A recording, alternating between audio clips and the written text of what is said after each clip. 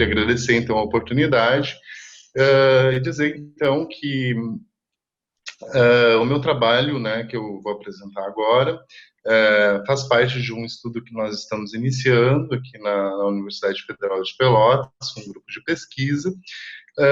Tem como título a teoria da lógica mental e raciocínios cotidianos, mas nos interessa mais especificamente a questão dos raciocínios cotidianos, tá?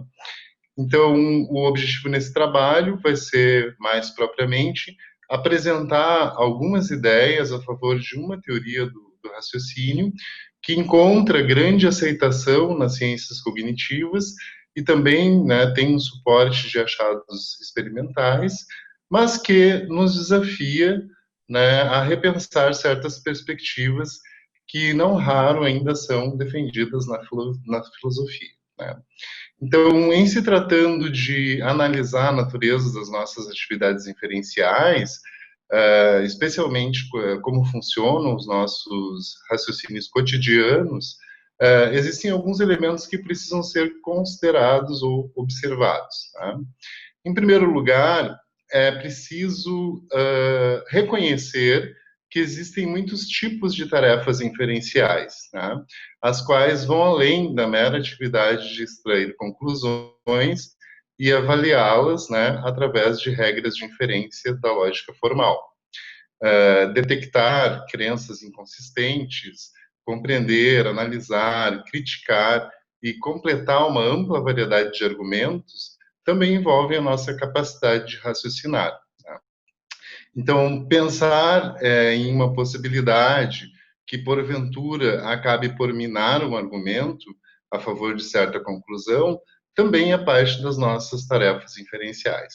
Então, quando nós fazemos isso, né, dada a possibilidade pensada ou imaginada, a suposta conclusão deixa de ser sustentada pela verdade das premissas, né? Então, isso quer significar que, se quisermos compreender adequadamente a natureza dos nossos raciocínios, nós precisamos ter uma visão mais abrangente das nossas práticas inferenciais. Em segundo lugar, se quisermos compreender, talvez não exista, né, uma barreira intransponível entre forma e conteúdo, ou seja, devemos repensar a ideia de que só as regras de inferência importam e que os conteúdos semânticos das premissas são irrelevantes. Então, uma evidência para isso é o fato de que na vida cotidiana nós utilizamos sentenças com significados que não podem ser capturados adequadamente sem o conhecimento dos contextos de enunciação.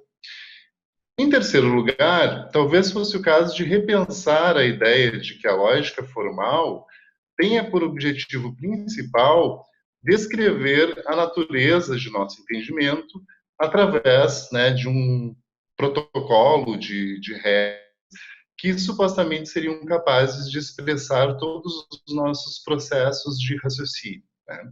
Então, a lógica formal, ela jamais poderia ser uma teoria completa, justamente por permitir conclusões que são logicamente válidas, né, ou conclusões que são extraídas através de procedimentos válidos, mas que nós jamais extrairíamos na vida cotidiana. O ponto aqui é o de que é realmente possível extrair conclusões a partir de raciocínios logicamente válidos, mas que não nos dizem nada, né? Então, certamente, nós não extrairíamos conclusões desse tipo em nossos raciocínios cotidianos. Nas ciências cognitivas, especialmente, as teorias da lógica mental, por exemplo, se esforçam para evitar inferências tolas, mas depois elas encontram dificuldades para explicar como os indivíduos devem reconhecer que inferências tolas muitas vezes podem ser válidas, né? Então, sendo assim, quem afirma que o raciocínio humano não é mais do que lógica, acaba por negligenciar, né, uma característica essencial dos nossos raciocínios cotidianos. Em quarto lugar, nós precisamos reconhecer que quando nós raciocinamos a vida cotidiana para extrair uma conclusão a partir de um conjunto de premissas, nós não estamos interessados em qualquer conclusão, mas em uma conclusão que seja o processo de aplicação de algum procedimento válido e que tal conclusão seja útil para os nossos propósitos, né? Então, considerem, por exemplo, as seguintes premissas. Se o paciente está com febre alta persistente, dificuldades para respirar e com perda de paladar, ele está infectado pelo coronavírus. A segunda premissa, o paciente está com febre alta persistente, dificuldades para respirar e com perda de paladar. A partir dessas duas premissas, nós podemos inferir, então, que o paciente está infectado pelo coronavírus. A conclusão, neste caso, leva em consideração as informações contidas em ambas as premissas e torna explícita uma proposição que estava apenas implícita nas premissas. Quando um conjunto de premissas não leva a uma conclusão deste tipo, é muito comum que as pessoas afirmem que nada se segue de certos conjuntos de premissas. E é verdade que nada de interessante ou útil decorre de certos conjuntos de sentenças, especialmente nos casos em que temos um argumento válido com premissas e conclusão absurdas. Então, em quinto lugar, raciocinamos cotidianamente com objetivos que vão muito além de meramente extrair uma conclusão, né? Quando raciocinamos, temos um problema para solucionar, ou uma decisão para tomar, ou ainda um plano a ser traçado. E também é importante reconhecer, neste caso, que nossos objetivos restringem os tipos de conclusão que nós extraímos, né? Se o nosso objetivo é avaliar um paciente ou diagnosticar um tipo de doença, as nossas conclusões podem ser muito diferentes, mesmo que estejamos entretendo o mesmo conjunto de premissas.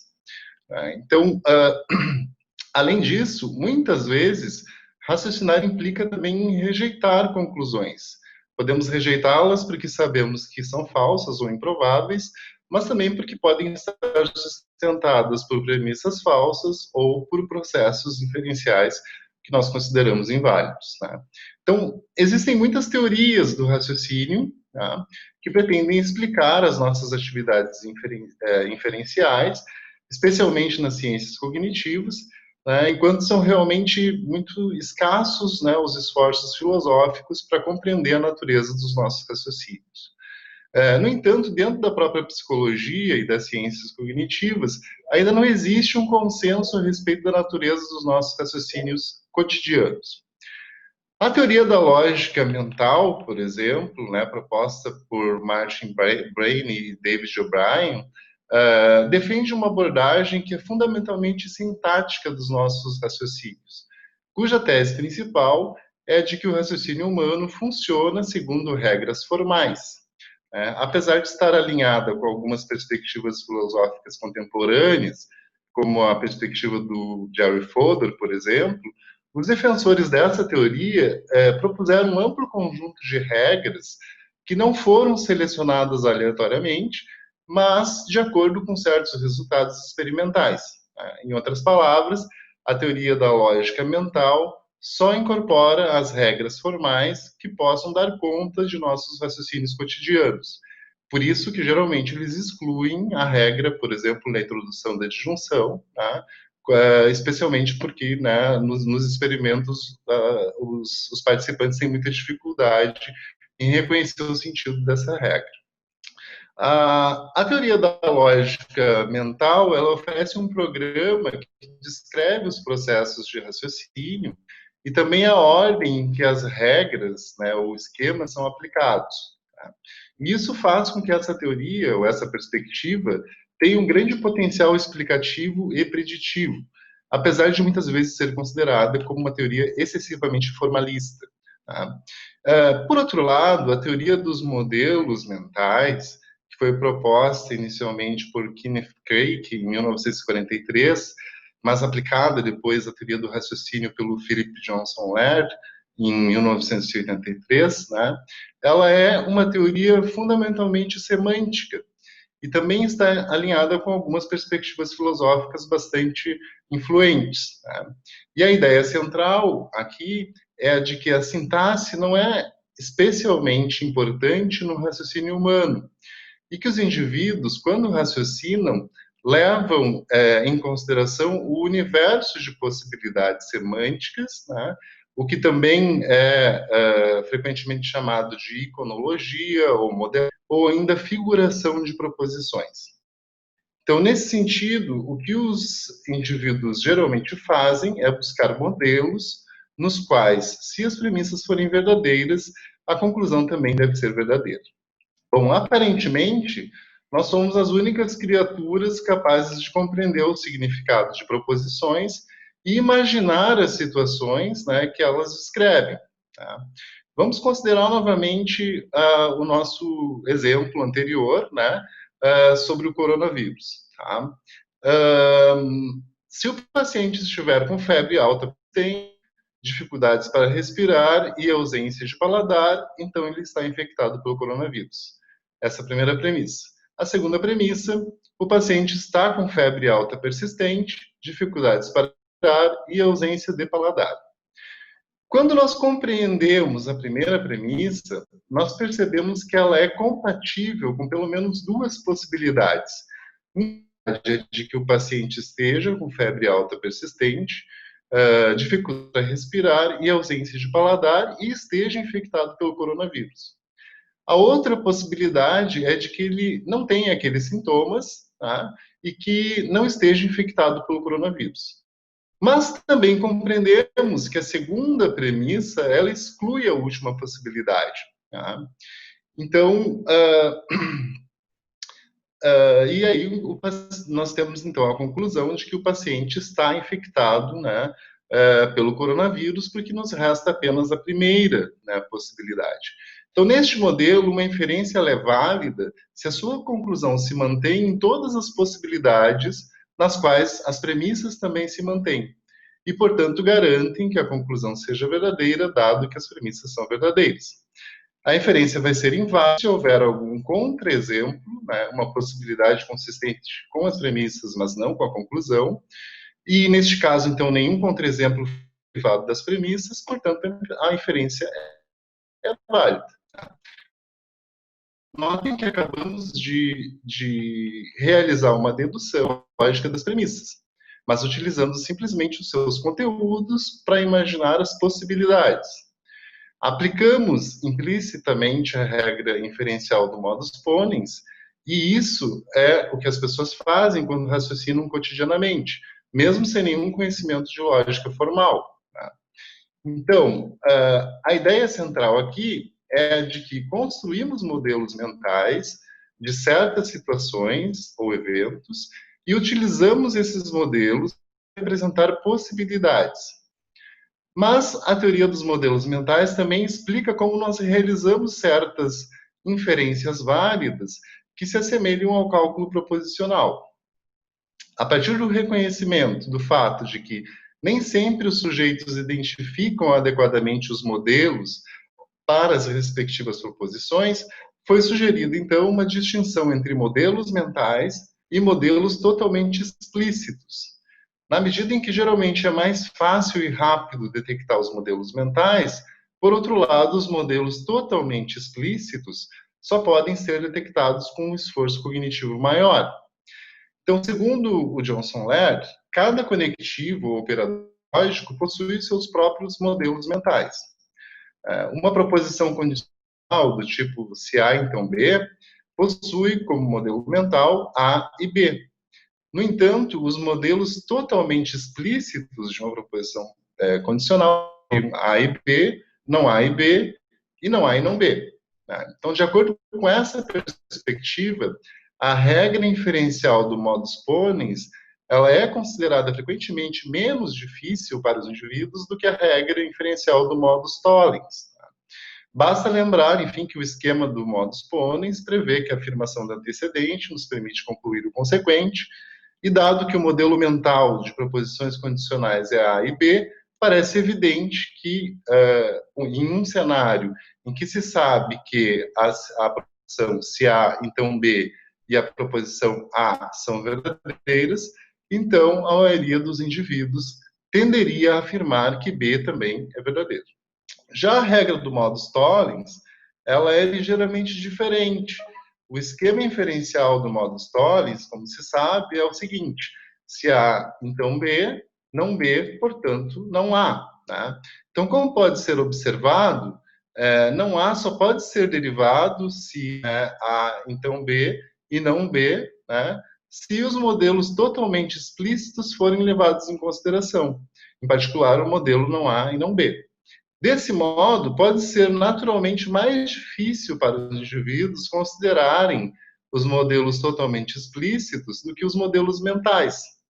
Esse exemplo, ele acaba por ilustrar o modo como a teoria dos modelos mentais explica e prevê o comportamento dos indivíduos em tarefas que exigem raciocínio. E não é difícil notar que as pessoas muitas vezes não são especialmente hábeis em resolver tarefas de raciocínio. Tá? Considere, por exemplo, né,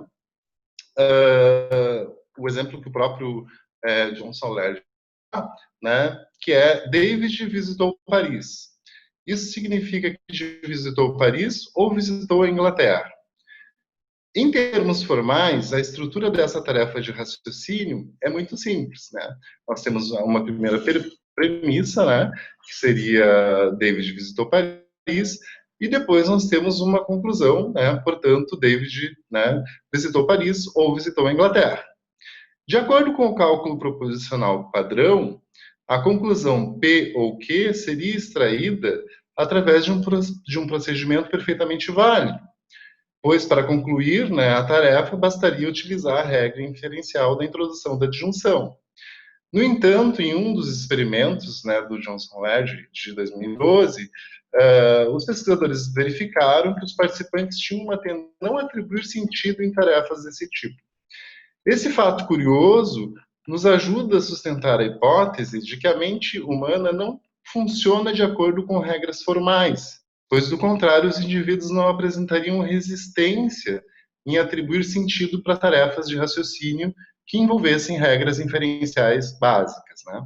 Além disso, segundo o próprio Johnson Laird, existem mecanismos de modulação ligados a fatores pragmáticos e aos contextos e significado das proposições que devem ser considerados. Isso quer dizer que tais mecanismos de modulação podem fazer com que determinados modelos permaneçam bloqueados. Para explicar esse ponto, a teoria dos modelos mentais recorre frequentemente às inferências ligadas à pragmática. E um exemplo poderia ser o seguinte: Patrícia está no Rio ou Patrícia está no Brasil? Uma primeira premissa. A segunda premissa: Patrícia não está no Brasil. Portanto, conclusão, Patrícia está no Rio. Segundo a teoria dos modelos mentais, a maioria dos indivíduos não aceita essa inferência, porque o seu conhecimento prévio bloqueia um dos cenários ou modelos possíveis. Né? E, em princípio, as possibilidades seriam essas, né? Patrícia está no Rio e Patrícia está no Brasil, Patrícia está no Rio, Patrícia não está no Brasil, e Patrícia não está no Rio e Patrícia está no Brasil. Então, como nós sabemos que o Rio é uma cidade do Brasil, os sujeitos tendem a rejeitar, né? Certo, já recebi aqui há 5 minutos, ok? Então, como nós sabemos que o Rio é uma cidade do Brasil, né, os sujeitos tendem a rejeitar o segundo modelo, né, que é o de que Patrícia está no Rio e Patrícia não está no Brasil. Então, segundo o Johnson Laird, esse fenômeno ele é muito difícil de explicar com teorias puramente formalistas, né? Uma vez que a inferência se refere ao modus ponens, uma estrutura formal que se mantém também no cálculo proposicional padrão. A teoria da lógica mental, no entanto, ela não pode recorrer à pragmática para dar conta de certos erros ou da não utilização de certas regras inferenciais, pois isso implicaria em assumir que a forma lógica não é o único fator importante para o raciocínio. E isso implicaria em reconhecer que o significado das palavras usadas nas inferências também é relevante, e talvez a semântica também seja relevante. Isso nos dá uma razão para aceitar a teoria dos modelos mentais, pois ela demonstra que o raciocínio humano pode ser explicado sem recorrer à sintaxe, Mas a teoria da lógica mental, aparentemente, não pode explicar o raciocínio humano sem recorrer à semântica. Em outros termos, as formas logicamente puras não são suficientes para explicar o raciocínio humano, pois a teoria da lógica mental precisaria considerar o significado das palavras que aparecem nas inferências. Então, uma opção interessante, e aqui né, eu já estou concluindo, seria procurar encontrar correspondências entre as abordagens semânticas, como na teoria dos modelos mentais, e estruturas sintáticas, como na teoria da lógica mental. No entanto, mesmo se essa ideia fosse aceita, um problema permaneceria. Seria necessário determinar qual é o processo mental básico ou primitivo. Ou seja, seria preciso determinar se o processo mental básico ou primitivo é semântico ou é sintático. Talvez seja sintático, mas os achados empíricos da teoria dos modelos mentais não permitem ignorar a ideia de que a semântica por si só pode explicar o raciocínio humano e que a sintaxe por si só não pode, uma vez que ela precisa, supostamente, do semântica. Por fim, como né, se trata de um congresso de filosofia, eu estou apresentando teorias psicológicas, enfim, ou teorias que vêm das ciências cognitivas, é preciso deixar claro que não há nada de fundamentalmente errado com a lógica formal, tá? Mas apenas com a tentativa de usar a lógica formal para explicar todos os nossos raciocínios cotidianos. Tá? Então, basicamente, né, o que eu procurei mostrar aqui é que talvez, né, uma perspectiva como a dos modelos mentais nos ofereça uma visão né, da lógica um pouco mais abrangente, tá, do que e nos ofereça uma explicação, inclusive, das nossas regras inferenciais, sem que com isso a gente tenha que assumir uma perspectiva excessivamente formalista. Né? Então, basicamente, era essa a minha contribuição. Agradeço, então, pela oportunidade e fico à disposição. Muito obrigada, professor. Para ele, então, nós temos 8 minutos para perguntas e nós vamos ter que fazer Obrigado. perguntas por escrito, tá bem? Então, quem quiser fazer pergunta, escreve, a gente lê. Bom, a professora Sofia escreveu, então. Achas que a biologia evolucionista corrobora que a semântica é anterior à sintaxe? Então, essa é uma boa pergunta, Sofia. Na verdade, é algo que não existe ainda um consenso em nenhuma das teorias, né? O que nós precisaríamos, como eu disse, né, na finalização aqui do meu trabalho, talvez uma ideia seria né, ver o que há de mais interessante entre as duas perspectivas, né, tanto a perspectiva semântica quanto a perspectiva sintática, né, e com isso, porque nenhuma dessas exige exclusividade, né? Mas há uma certa vantagem na perspectiva teórica né, do Johnson Laird, justamente porque supostamente ele consegue explicar mais fenômenos, né? Do que a perspectiva né, do O'Brien, enfim, né, da lógica mental, né? E ao invés de excluir regras de inferência, como fazem os teóricos da lógica mental, o Johnson Laird consegue explicar né, essas regras de inferência e por que os indivíduos têm certas dificuldades em utilizá-las, né? Então, talvez isso também seria interessante para explicar o porquê que os nossos alunos, enfim, têm tantas dificuldades em compreender certas regras de inferência, apesar de usar essas regras, né? Muitas vezes, né? Quando estão raciocinando no cotidiano. Então, geralmente, né, apesar né, da, enfim, da melhor didática de algum professor de lógica, muitos alunos não conseguem compreender. Né? Mas, né, talvez, né, seja justamente porque estamos mais preparados para compreender o conteúdo, né, das sentenças, enfim, né, e avaliar o universo de possibilidades, né, de certas sentenças em conjunto, do que avaliar a forma, né, lógica com a qual essas premissas ou essas sentenças estão sendo apresentadas, né. É claro que na teoria dos modelos mentais existe, enfim, né, é uma teoria que já vem sendo desenvolvida desde 1983, enfim, né, uma das maneiras, enfim, de explicar, né, essa característica importante que nós temos, né, de realizar modelos, enfim, ou de modelar situações, né, ou de representar, né, cognitivamente a realidade, né, enfim, ela de fato, né, ela nos dá, assim, porque também, né, parte da perspectiva de que talvez essa habilidade tenha surgido a partir da nossa percepção espacial, da maneira como conseguimos mentalmente, né, e não só linguisticamente, criar modelos, né, da realidade em pequena escala, por exemplo. Mas talvez, né, a gente sim, né, talvez nós estejamos mais preparados, né, para, enfim, para questões semânticas, de conteúdo, de significado, do que propriamente, né, de uma perspectiva sintática, né, em relação aos nossos raciocínios, né. Então, obrigado, Daniel, certo? Ah, sim, muito provavelmente, né? Que sintáticas, né, e lógicas, né, derivam de usos pragmáticos de expressões, com certeza. A sintaxe teria a semântica como pré-requisito?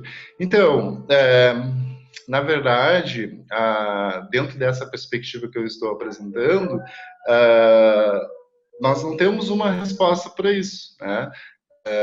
De que, né, uma coisa pressupõe a outra. A questão toda é explicar raciocínios cotidianos implica, enfim, né, que a gente leve em consideração os conteúdos, nesse caso, né, então temos que levar em consideração a semântica, porque senão nós não conseguimos explicar alguns raciocínios cotidianos muito básicos ou elementares, né, alguns, inclusive, que fogem, né, da perspectiva da teoria da lógica mental ou da teoria sintática, né, justamente por, né, prever ou pensar, enfim, que o nosso raciocínio depende de regras formais, né? Então, se se nós queremos explicar adequadamente os nossos raciocínios cotidianos, talvez, né, sejam necessárias as duas coisas, né, sintaxe e semântica, tá? E por isso, né, enfim, que eu concluí, né, o texto, enfim, que talvez até a nossa estrutura mais elementar seja sintática, né, mas a gente não conseguiria explicá-la sem a semântica, né? E a semântica consegue explicar de maneira mais adequada a maior parte dos nossos raciocínios cotidianos, porque, enfim, né, não exclui regras como faz a teoria da lógica mental, né? Então, na verdade, eu diria que as duas coisas são importantes, né? A questão aqui é qual teoria consegue explicar a maior quantidade de fenômenos, né, com menos pressupostos, digamos assim, né? É claro que a teoria dos modelos mentais possui, enfim, uma série de dificuldades, né, ainda, né, uma série de problemas para resolver, enfim, né, mas a própria ideia, né, da modelagem, da realidade em pequena escala, enfim, né, e a teoria, né, formalista talvez não enfrente este problema, né, mas, mas eu diria que ambas as coisas são necessárias. Não sei se há uma dependência de uma ou de outra, mas eu diria que ambas são necessárias. Acontece só que no caso da teoria dos mentais, nós conseguimos explicar de uma maneira um pouco melhor, né, esses fenômenos, né, como os nossos raciocínios cotidianos. Obrigado, Viviane. Obrigado, eu agradeço a todos, muito obrigado pelas perguntas, algumas muito interessantes, e que, de fato, eu vou levar para a minha pesquisa, né, agora, no futuro. Obrigado. Obrigada, professor Juliano.